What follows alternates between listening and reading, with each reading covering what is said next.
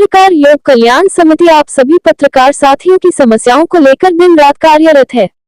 किसी समस्या के लिए पत्रकार योग कल्याण समिति को अवगत कराएं। संगठन हमेशा आपके सहयोग के लिए तत्पर है। नमस्कार, आप देख रहे हैं स्टार न्यूज प्लस। मैं हूं आपके साथ अमृता कंचन। आइए रुक करते हैं खबरों की ओर। तब तक बने रहे स्टार न्यूज प्लस पर मेरे साथ। छत्रपति शिवाजी महाराज की प्रतिमा गिरने को लेकर महाराष्ट्र में सियासी पारा हाई है। छत्रपति शिवाजी महाराज के अपमान को लेकर पूरे राज्य में महाविकास अघाड़ी की तरफ से आंदोलन किया गया है। इसे जूते मारो आंदोलन का नाम दिया गया। आंदोलन को लेकर शहर में भारी पुलिस बल तैनात किया गया।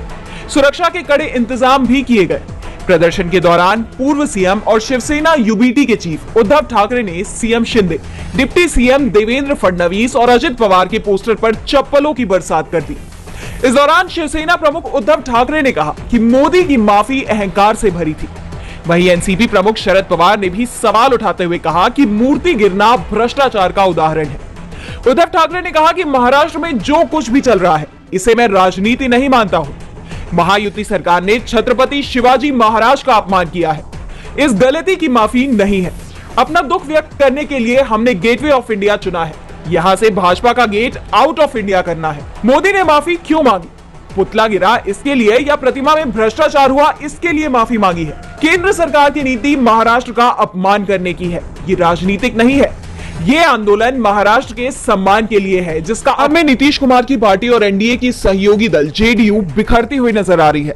पार्टी के राष्ट्रीय प्रवक्ता केसी त्यागी ने अपने पद से इस्तीफा दे दिया है। केसी त्यागी नीतीश के दाहिने हाथ माने जाते हैं। उन्हें दिल्ली की राजनीति में जेडीयू की आवाज भी कहा जाता था। ऐसे में उनका ये इस्तीफा ना सिर्फ नीतीश कुमार बल्कि पूरी पार्टी के लिए बड़ा झटका साबित हो सकता है। कहा तो यह भी जा रहा है कि त्यागी जल्दी ही पार्टी छोड़ सकते हैं और अब वो किसी और पार्टी में अपने लिए जगह की तलाश में है। दरअसल केसी त्यागी पिछले कुछ वक्त से मोदी सरकार की नीतियों के खिलाफ बयान दे रहे थे। कई बार तो उन्होंने विपक्ष के मुद्दों का समर्थन भी किया है, चाहे वो इजराइल का मुद्दा हो, चाहे SC/ST आरक्षण या लेटरल एंट्री का मुद्दा। त्यागी ने बतौर जेडीयू प्रवक्ता एनडीए से अलग स्टैंड लिया, जिसे लेकर पार्टी नेताओं में भी असंतोष बताया जा रहा है। तो बीजेपी हाईकमान के साथ भी रिश्तों में दरार आती दिखाई दे रही थी। त्यागी के बयानों से यह साफ था कि वो कई मुद्दों पर एनडीए से सहमत नहीं है। दावा किया जा रहा है कि बीजेपी हाईकमान की बढ़ती नाराजगी के चलते केसी त्यागी को इस्तीफा देने को कहा गया था, जिस कारण पार्टी में भी तनाव की स्थिति बन गई थी। और अब त्यागी ने अपने पद से इस्तीफा दे दिया है। उनकी जगह राजीव रंजन प्रसाद ये पद संभालेंगे। कहा जा रहा है कि केसी त्यागी ने निजी कारणों से जेडीयू के राष्ट्रीय प्रवक्ता पद से इस्तीफा दिया है।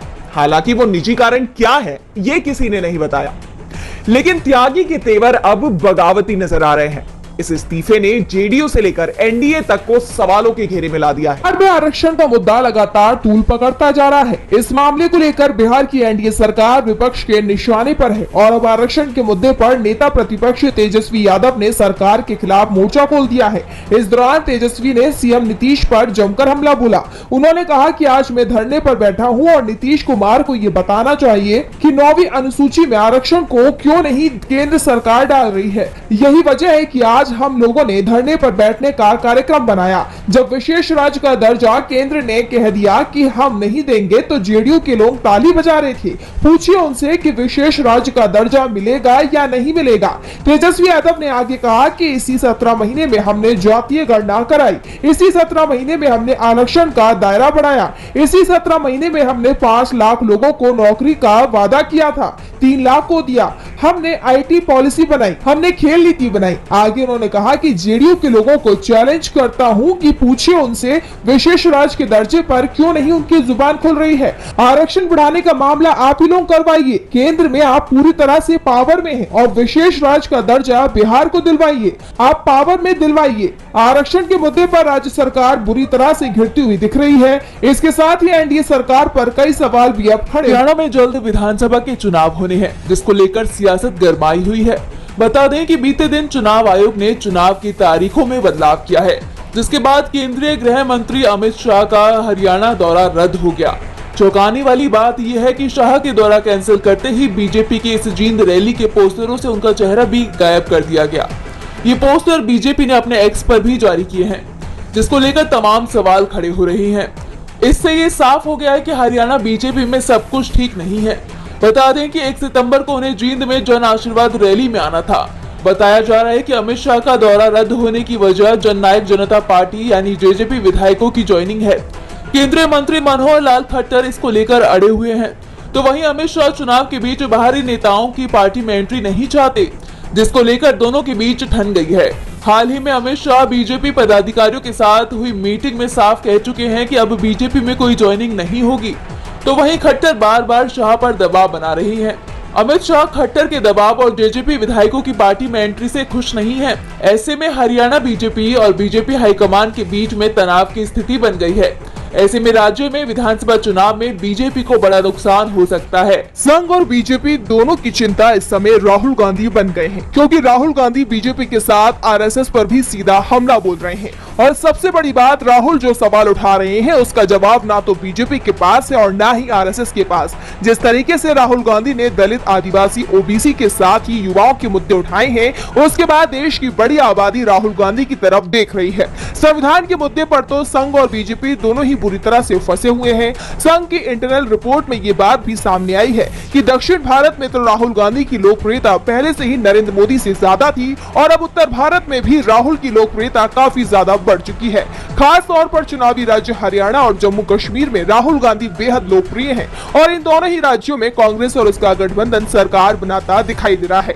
आरएसएस ने जेपी नड्डा और बीजेपी के संगठन महासचिव बीएल संतोष के साथ राहुल गांधी के मामले को लेकर खास चर्चा की है। संघ ने बीजेपी को नसीहत देते हुए कहा कि राहुल गांधी जिन मुद्दों को उठा रहे हैं उन पर बीजेपी अपनी रणनीति साफ करे।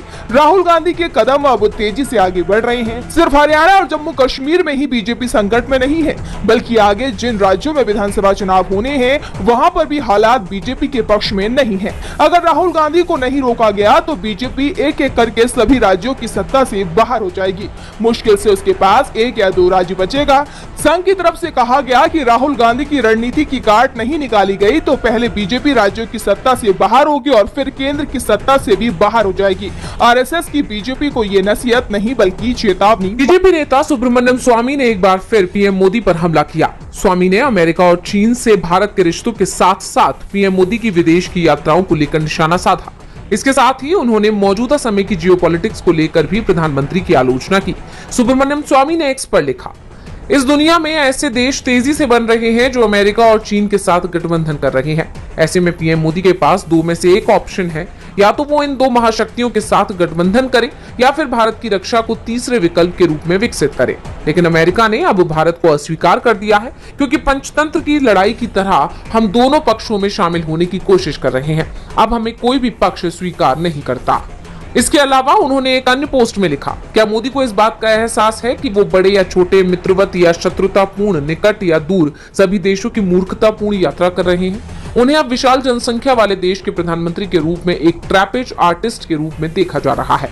अब उनके इस पोस्ट से यह अंदाजा लगाया जा रहा है कि इतने बड़े देश के पीएम होने के बावजूद मोदी की इन यात्राओं से देश की छवि खराब हो रही है।